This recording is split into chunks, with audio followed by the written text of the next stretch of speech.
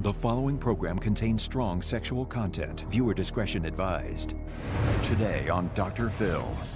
My daughter was sexually assaulted by her stepfather. You had a hand in putting my son in jail, possibly for life. Is this soldier a child molester? We know he's innocent. Well, you don't know he's innocent because you weren't there that night. I ask you the top 3 facts that you know he didn't do it, and you had none. Or was he wrongly convicted? You tell 5 different stories about where the clothes were. I did not tell 5 different stories. Did the affidavit, the medical exam, and the police report all get it wrong? Yes. She perjured herself in court. Lies after lies after lies. Have you ever made false allegations prior to this? Yes, I have. Let's do it. Have a good show, everybody. Here we go. I hate to see people suffering, and you've hurt long enough. Stand by, Dr. Phil. I'm going to get you the help that you need. In 5, 4, This is going to be a changing day in your life. Go, Dr. Phil.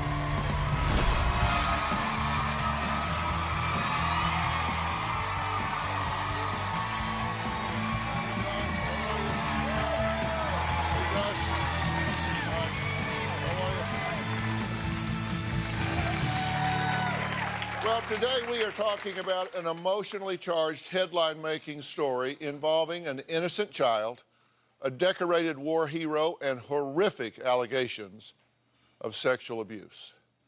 Now, 2 months ago, just 2 months ago, a jury in Kansas convicted 31-year-old George Ferenz of 2 counts of aggravated sexual assault and 2 counts of indecent liberties with a child, and sentenced him to life in prison for molesting his stepdaughter when she was just 7 years old. The question is, has a child molester been taken off the streets here? Or is an innocent soldier sitting behind bars for a crime he did not commit? Now, the answer to that question depends on whose side of the case you're on. In preparation for this show, my staff and I have gone through these documents and more, sorting through the details of this story because the people closest to George, his ex-wife Amanda, his parents Harold, and Cindy are divided over what happened. Things are so heated that both sides have online petitions, with one side fighting for his freedom and the other wanting to make sure he stays behind bars. But they're all here today. First up is George's ex-wife, Amanda, who says even though their marriage was rocky at times, she never imagined that George would have harmed her daughter until the day the little girl revealed every mother's worst nightmare. On October 22nd, my life just changed forever. My 7-year-old daughter was sexually assaulted by her stepfather. I became confused and concerned when she started talking about George being in the shower with her. I began asking her questions. Were you wearing anything or were you naked? And she said naked. And I said, did George touch your private parts? She told me, I can't tell you, it's a secret. I told her I need to know the truth right now. And she said, yes, he tickled my private part. Did you touch George's private part? And she said, yes, he asked me to tickle his private part. I knew something was very, very wrong. That's exactly why I took her to the police station. The detective asked my daughter, would it be okay if you came into this room because I want to talk to you? And my daughter said, I guess that's okay. The detective came out and said, this happened and it's worse than you think. I started crying. I was just screaming. 2 days after, the detective called me to tell me George was going to be arrested. On September 11th, 2013, my daughter was the first witness in George's trial. She was extremely nervous. When the judge read the first count and said guilty, George's head just dropped. And then the judge read the second guilty, and that one registered to me that he didn't get away with this, that my kids are going to be safe. George started sobbing. I felt angry because I felt he was only crying for himself. He had shown no feelings towards my daughter or myself during this whole time. The only reaction coming from George's parents was that they were supporting him. They choose to be blind. They flat out refuse to even acknowledge all the terrible things that George admitted to. And so they've started this attack against me. You believe for certain that this happened? Absolutely. I absolutely know this No happened. doubt in your mind? None. Because he denies this fully and completely, correct? Yes, he does. How did you find out about this? You were working night shift, right? Correct. You came home and the right clothes weren't in the right place. I came home about 1:30 in the morning and went to bed. And when my daughter woke up for school the next morning, she came out of her room dressed, but not in the outfit that I laid out for her. So I went into her bathroom and looked for it, and it wasn't on the floor where it would have been. And so I went back to her and I said, "Where is this outfit? If you wore it yesterday, why isn't it in your bathroom?" And she said, "Because I showered in your shower." And she's never done that before. There's no reason for her to. Okay. "Why did you take a shower in my bathroom?" "Because I took a shower with George." I said, "Did you take a shower with George in the shower, or George was in the bathroom while you took a shower? There's a difference." And she said, "With George." "Were you wearing anything, or were you naked?" She said, "Naked." I said, "Was George wearing anything?" "No, he was naked too." "Honey, did George touch you at all?" And she said, "Well, he gave me a hug." I said, "Okay. But, honey, did George touch your private part?" And she said, "Well, yes, he tickled my private part." I said, "Did George ask you to, or did you tickle his private part?" And she said, "I can't tell you, it's a secret." And she buried her head in the pillow. "You need to tell me the truth right now. Did you touch George's private part?" And she said, "Well, yes, he asked me to tickle his private part." What would cause you to say, did he touch you inappropriately? Why would your mind go there? Because he was taking a shower with a 7-year-old little girl naked. That in itself, to me, is absolutely wrong. And did you confront George about this? No. You just called the police? I took my daughter to the police station. You two were having some marital disharmony, right? Correct. You were having some conflict. Yes. And you understand that sometimes when people get into conflict, they try to lash out and hurt the other person. Have you ever made false allegations towards George prior to this? I have. Why? My husband and I had gotten into physical altercations. We have tussled before. What I told the friend was that George hit me, and that was false. That was a lie. Why did you do that? I felt if I told him that we were just tussling back and forth and George had put me in a police hold, that he wouldn't take that as seriously as if I had told him that he hit me. And the police have been called on you 3 times? Yes. Because you threatened self-harm. Once. This all goes to your credibility. You understand that, right? I do understand that, yes, absolutely. All right. Now, George's parents, Harold and Cindy, say their son, a decorated Army serviceman who served a tour in Afghanistan, is just innocent. She said, they say he's just flat innocent, and that Amanda is out to get him by hatching this sinister plan to put him behind bars for a crime that he just didn't commit. We'll be right back.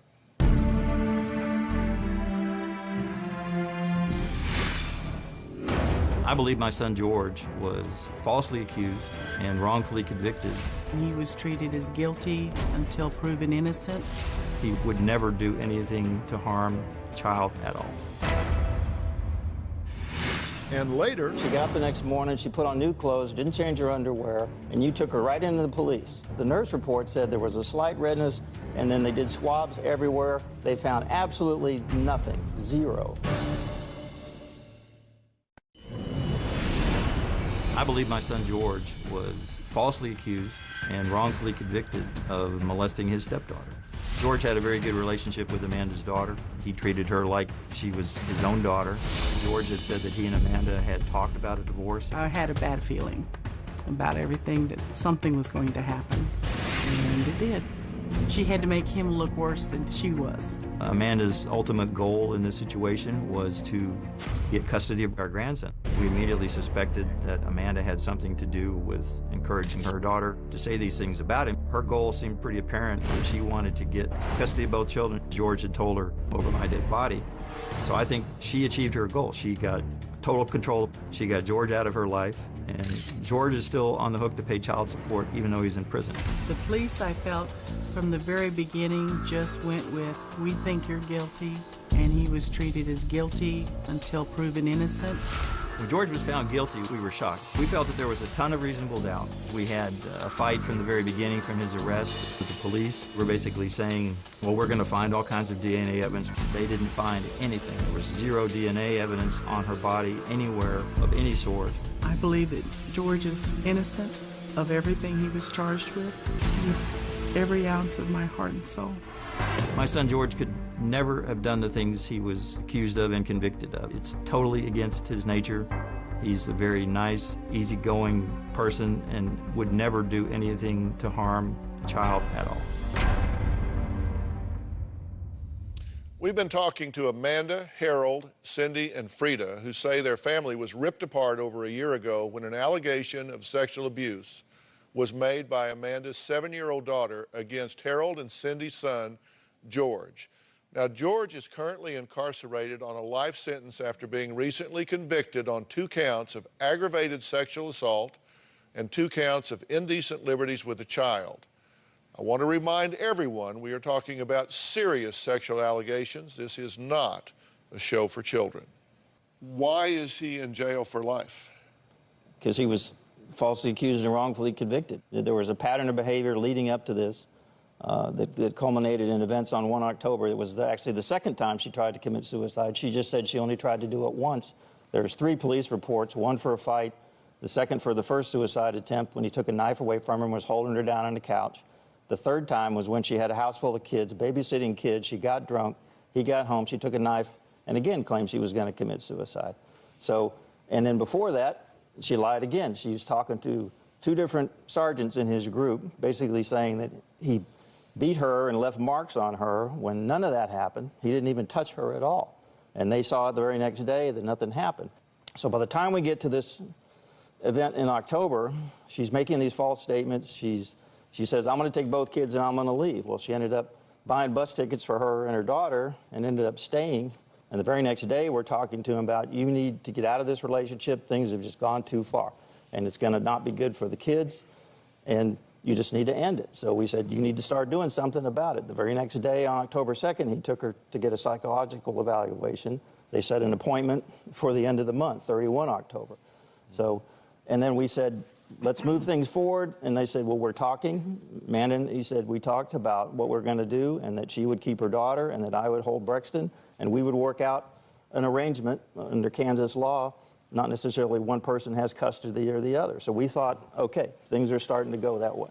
You do believe that your son is innocent here? We know he's innocent. Completely. Well, you don't know he's innocent because you weren't there that night. No, I just, again, So- like I said before, he's not going to do anything like this. We know our son. We know his character. You know him as a father and as a son. And as a Yes. son. All right, and I get what you're saying, and I'm the one that brought up credibility issues with her because I want everything on the table here. And while everything you say is true about her, if it's true about her, and you may disagree with some of that, but you do have a problem with alcohol. Would you agree? Absolutely, I do. And you're not drinking now Of course not. because you're pregnant. Correct. I mean, she could be a fallen down, drunk, crazy, wild. That doesn't mean he didn't do this. It just means that you have to look seriously at her accusations. Well, again, to me, it's one of the world's amazing coincidences that there's this whole pattern of behavior leading up where she says multiple times she's going to take the kids and leave. And he stops her. He says, take your daughter, but not my son. And then they have this final bad argument, and then they finally agree that there's going to be a divorce and that custody's probably, and then all of a sudden, a couple weeks later, these allegations come up where she, in the morning, says, here's what my daughter said you did. And we're like... And there were 2 trained police officers that did interviews here. This went before a judge. It went before a jury. There was a trial where both sides had the opportunity to present evidence, and he was convicted. He was wrongly convicted, I think. But you do understand what I'm saying. This isn't just all her. No, I understand. The jury heard a lot of stuff, and we have issues with the investigation, with the police officers making false statements. You say it's textbook bad police work. A lot of it was, yes. Well, we'll talk about that. Next, what George admitted to the police about what happened that night with his stepdaughter. Plus, George's fiance is here and says the love of her life is sitting behind bars for a crime that he just didn't commit. We'll be right back.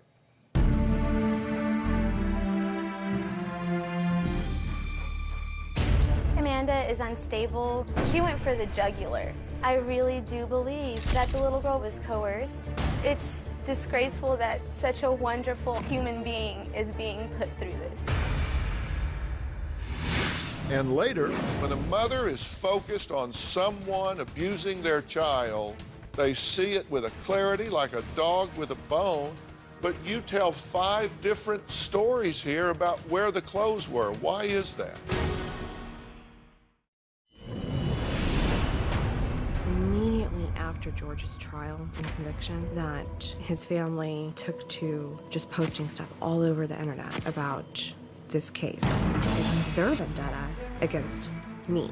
They have refused to believe George is guilty and that I am the reason he's in prison. And so they've started this attack. And for these people to completely undermine that case and my daughter's justice is disgusting. It's disturbing, it's hurtful, and it makes me mad. Well, that was Amanda, whose ex-husband, George, was recently convicted on 2 counts of aggravated sexual assault and 2 counts of indecent liberties with a child and sentenced to life in prison for molesting Amanda's 7-year-old daughter. Now, George's parents, Harold and Cindy, continue to blame Amanda for his conviction.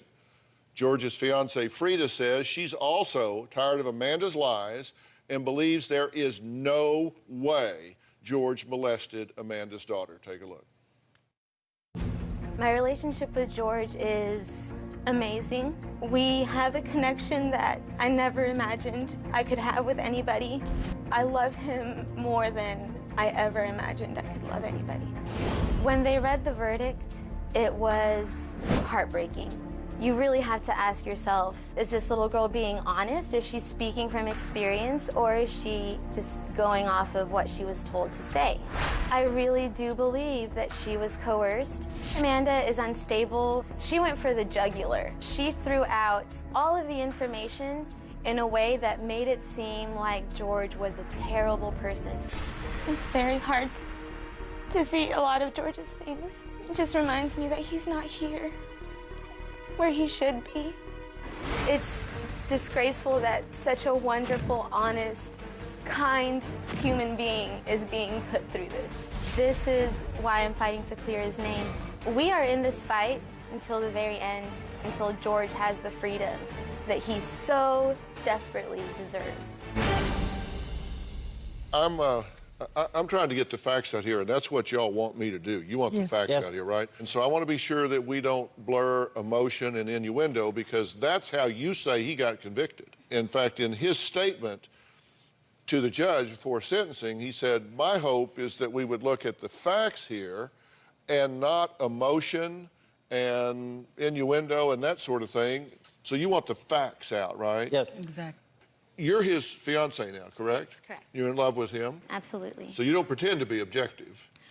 No, to a certain extent. Before our relationship became romantic, I was very objective, and I did a lot of investigating. I did a lot of research. If you look at the personality profile of George and his background and his story and who he is to the people that know him, and you look at Amanda and you look at her history and her personality profile and the things that she's done with her life, false allegations. Is this a profile that was done on George by a psychiatrist, or no, a profile but there's also that was done not on me one by a done on you. psychiatrist? No, there is. So you don't have access to anything like that, especially on me? Not anything personal. So you wouldn't know that, especially considering you didn't know me during my marriage. You weren't in contact with George, as far as I know, during my marriage. No, you don't know my children, and you most certainly don't know my daughter. I do not. I believe that one of the main reasons why George was wrongfully convicted is not just based off of the lies, it's based off of the investigation. There was a very poor and incomplete investigation done by the police. Any evidence at all? If the things that supposedly happened had happened, there would be DNA evidence. This period. took place overnight. She was not taken to the police until the next day. She also did not changed shower her between. clothes. Yeah, if you believe her story again. She changed her clothes and No, he she didn't washed change her clothes. No, she put on PJs. She got up the next morning. She put on new clothes, didn't change her underwear, and you took her right into the police. The nurse report said there was a slight redness, and then they did swabs everywhere. They found absolutely nothing, zero, on her body anywhere. The medical exam was done And the cops within were all 12 telling him hours during of the interview, alleged oh, we're going to find all this stuff. You should confess right now because the forensic evidence isn't going to lie. We're going to find all this. They found nothing, ever, at all. Why did he to back wash up her the story. clothes? Why, out of 3 years Because of they were marriage, on did my the floor husband with his clothes and he washed The clothes them. stuff is And just he a red does herring. that. There are a lot of red herrings here. It's true. I asked you the top 3 facts that you know he didn't do it, and you had none. I understand that. I'm This a little... case against your son has serious flaws and deficiencies, but you have to understand that your quest here should be for the truth, not just to spring your son.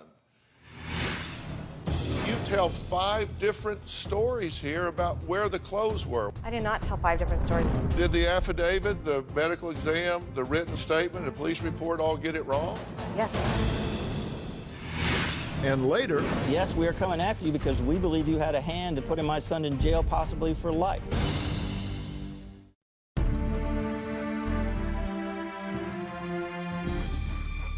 these are the allegations against George, okay? And this is what the child says, that he asked her to take a shower with him. He asked me, and he really wanted to. Touched her in places you aren't supposed to touch, tickled her private part and butt, asked her to touch his private parts, said had to be a secret, touched her more than one occasion, wouldn't let her get dressed, and wanted her to tickle on his private parts. Now, that's from her statements in the interview. Here's what George said during the police interview. Said, the stepdaughter has walked in on him in the shower and has seen his genitalia. That she has seen him and Amanda having sex. Now, here's the issue. He says stepdaughter showered in the master bedroom on this date, but then in the same interview, he contradicted himself when talking to the two detectives and said actually she showered in her shower while he was showering in his shower. Put lotion on stepdaughter's back in the past, taken a shower with stepdaughter when she was 5 years old. And what people don't bring up about that I know, she was aware of that. I absolutely did not. Yes, she That's a did. lie. You're lying again. You're lying again. stood I would right have done there. the exact same thing I did last year. No. 2 years ago. If he had There ever was no told me he improper in the touching. shower It was with her. You couple- took showers with Absolutely her. He inappropriate. took showers with her. The last Because y'all time I took both a shower told with me my it was daughter because since she she was was 3 years incapable old. And of that's also I am her incorrect. biological He supplied mother. a statement to you, Dr. Fell. I don't know if you've gotten it yet, but again, the police were misquoting I him. Detective Deutsch, on his report, incorrectly said that it had just occurred. It had not Just occurred. finished pleasuring himself when the stepdaughter entered the room. I sent him questions in jail. He answered he sort of answered them. He actually didn't. He just gave me a statement. Said most of those would be no. But one of the things he said is no, he hadn't just finished, but he did say he had just finished in the interview. Out of his mouth, I heard him say that. I can't explain some of the contradictions other than he was extremely nervous. He tries to over-explain everything. So yes, in some cases, what did show that he did say that statement. He said he laid in bed with his stepdaughter the night of the alleged event, put his arm around her and watched TV. Which they've done before. Which they've done multiple times. Tickled the stepdaughter while lying in bed, touched the inside of the thigh, and could have. And I think at another place he inserted the word accidentally. Could have touched her private part, allowed stepdaughter to tickle him on the belly, went in the bathroom to brush his teeth while stepdaughter was in the shower. Brush his teeth while stepdaughter was in the shower. He says he's pinched his stepdaughter's butt all the time. And I understood this to be from when she was like 1 or 2. I mean, it's very early on. And that stepdaughter saw porn on his computer. And he also told them that was accidental. He said child porn has accidentally appeared on his computer. Now, let's take a look at what he said in this police report. He said that the stepdaughter asked if she could come into the shower. George said he could let her come in the shower and sit on the bench while he showered. That was when they were 5 years old. Does that seem okay? Again, she was aware of it. Whether she wants to admit it or not, she was present. I didn't ask you if she knew. I just asked you, I'm asking you, do you think it's okay? Well, then is it okay for her to shower with It's not something I would have done. I'm her biological mother, and I am a female. So if you don't, curiosity about so if you don't think it's okay for a mother to shower with her daughter, then you certainly don't think it's okay for her stepfather to shower with her daughter. It's not that I'm saying that it's not okay. They told me they both took showers with her because she was incapable of washing her hair on her own. And there was no touching or any improper contact in the shower of any sort. Yeah, he doesn't say that here. George said he viewed pornography on his computer and did allow his stepdaughter to view it. Not allow. He did not say he allowed her to. He said she came in when he had left the room, and she came in when he walked back in. She was looking at it going, "What's that?" And he turned it off. That's not what he said. What he's saying is that there are basically 3 parts to a porno. There's a start, there's hardcore sex in the middle, and then there's a finish. And he said she watched the porn from the start to the hardcore sex to the finish. And again, that's what he said. I understand that. He said that at the time. So everybody says everything perfect every time. I say, well, wait a minute.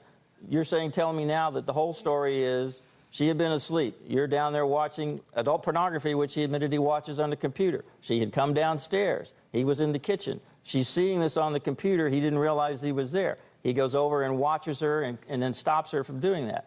I asked him if he ever viewed child pornography on his computer, and he replied, of course. And that's a lie, because that's what I specifically said. He said he has searched the internet for, quote, jailbait. And that's true. And then they say, well, what in your mind is jailbait? So the first part of it is a lie, because the Detective Grigori misquoted my son. And then the second part is true. He admitted he searched jailbait, but he says jailbait means that they're 18 or over, and it's a thing that they do on the internet. And he also said that he'd never actually actively searched for child pornography, but he did look at adult pornography. So he admitted that right up front.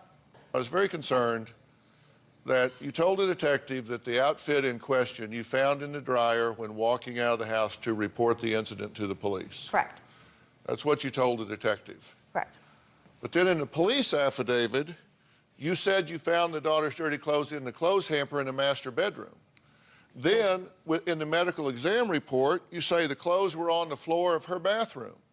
Then in a written statement to police, you said, I looked in my bathroom, not there. Right. Then on a police report of 10/22/13, skirt and leggings were removed from the dryer in the laundry room as evidence. Then trial transcript, you said you found the red skirt, which is the theme skirt for the next day that you had laid out before, that you found the red skirt bath towel in the dryer when leaving for the police station.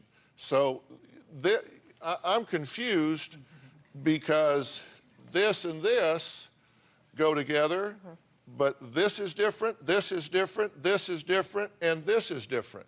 You gave 1, 2, 3, 4, 5 different versions of where you found these clothes that triggered your suspicion. Now, I've been doing this for 35 years. When a mother is focused on someone abusing their child, they see it with a clarity like a dog with a bone, but you tell 5 different stories here about where the clothes were. Why is that? I did not tell 5 different stories about where the clothes were. I've always said exactly what had happened. Which was I asked my daughter. Did the affidavit, the exam, the medical exam, the written statement, the police report all get it wrong? Yes. They all got that wrong. I don't know why I'm quoted as saying that. Amanda's mother joins us and says that we just won't believe what George's parents asked her to do. We'll be right back.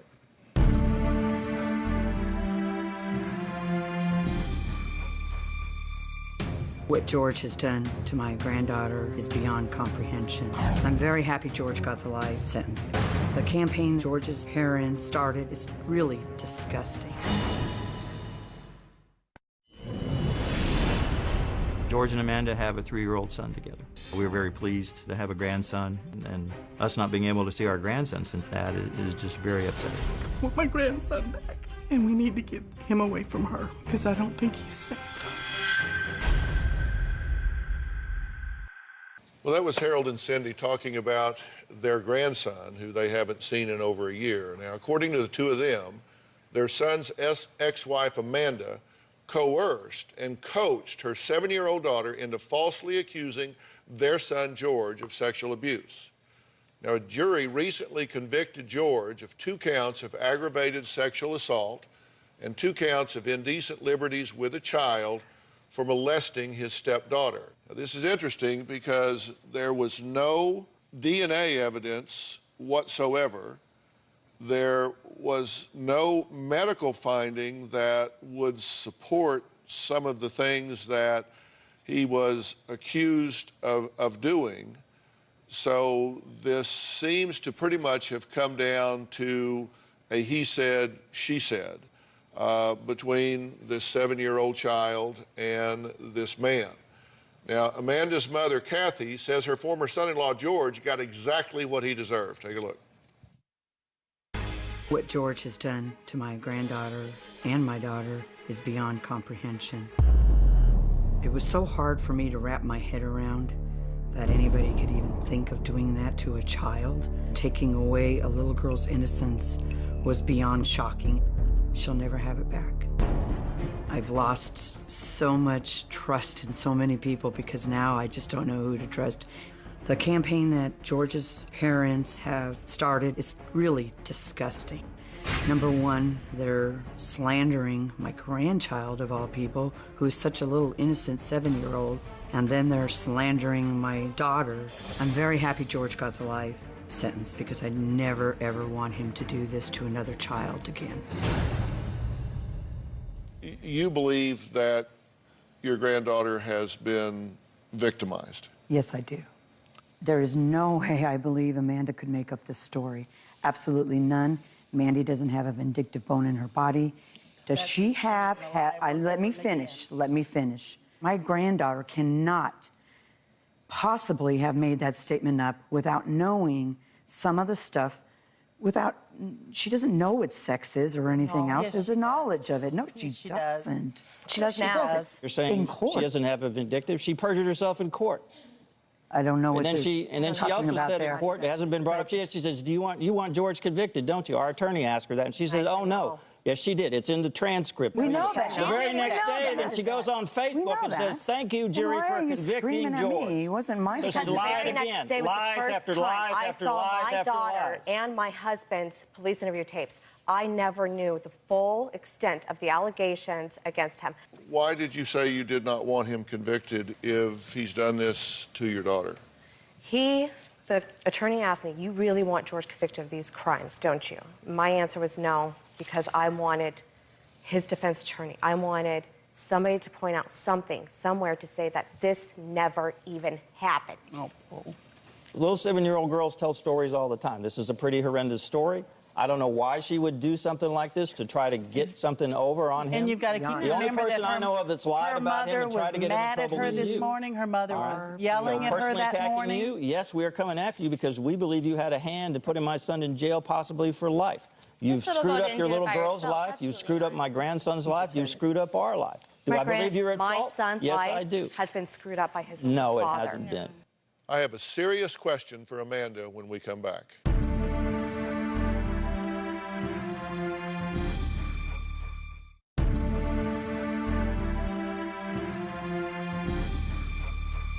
I want to ask you, now that this whole thing has played out, do you have some doubts about the authenticity of what George has been convicted of? No, I don't. You answered awfully quickly, which means to me you didn't really weigh that carefully. And I'm not accusing you of doing anything wrong. I'm just asking you, first off, do you have any doubts about the authenticity of what he has been convicted of? No, I do not. I did before he was convicted. And what changed? I didn't know what George had said in his police interview tape. I didn't know what my daughter said in her CASA forensic interview tape. I was not told those things. I was not allowed to view those videos until after the trial. Okay, what was it he said in his police report that causes you to say he should serve his life in prison? I never said I think George should serve life in prison. But his conviction, I believe, is correct. Okay, what was it he said in his police report that makes you think his conviction is correct? When he talks about showering with her before, which I never knew. Yes, you did. I absolutely did not know that. Did. We're talking about a man that's sitting in prison for life right now. My ex-husband. So what I want to know is, what was it that you specifically heard that caused you to say, I'm glad he was convicted? What my daughter said that he did to her, I knew she couldn't just pull out of thin air. Nobody told her to say these things. I know I didn't tell her to say these things, and that's why I believe he should have been convicted. Did you coerce, coach, or suggest to her things that would get him in trouble because you were mad at him, and then it took on a life of its own and it ran away with you? I was not mad at my husband that morning at all. We were working on our marriage. That wasn't my question about whether you were mad at him that morning. I'm saying this could... Did I say something to my daughter in my leading questions that could have put something in her head to make her go this route? Yes. That's what I believed before I saw her police interview tape and before I saw George's police interview tape. After I saw those, I had no doubt that this absolutely happened to her. So early on, you feared that you might have started a process in her mind until you found out other things where it said, I didn't start a process that would have this detail, could go this far, could happen this way. How could she know of these things? How could she describe these things in such detail, such vivid, graphic detail, if she had never experienced it? And I do believe in these situations where allegations are made by a child, it is guilty until proven innocent. You have to believe the child until you find out otherwise. And I don't know what happened here. I know your son used bad judgment a number of times. I know that we're in a volatile situation here. This was reviewed by a military tribunal. It was an administrative hearing board. Right. And they had no finding of guilt against him. The finding the exact finding was that he did not commit serious misconduct, that he did not do anything, child pornography, did not hurt the child. And he was honorably discharged. He was. At the scheduled time. Yeah. Right. So what happens with this family now, and how is the little girl doing? I'll talk about all of that when we come back.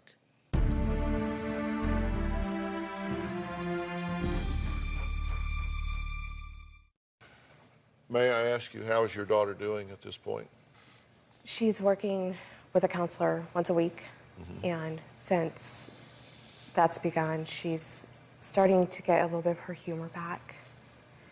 But she does struggle in school, which was not an issue she had before. Just being embedded in all of this, whatever happened, is very difficult for her. So we have to stop at this point. I do want to thank all of my guests for being here today. If a child approaches you and makes an allegation or is in a situation that does not feel right to you, believe that child. Assume that child is telling the truth until you find out otherwise. But do your homework and find out. The worst thing in the world to do is not believe a child when they need help. But the second worst thing to do is to blame somebody for doing something that just simply didn't happen. So you have to believe them, but then you have to do your homework. Go to drphil.com for warning signs that your child might be being molested or in some way taken advantage of. Please take a look at that so you can be sensitive to it, because they're not always forthcoming. Thanks for being here so long.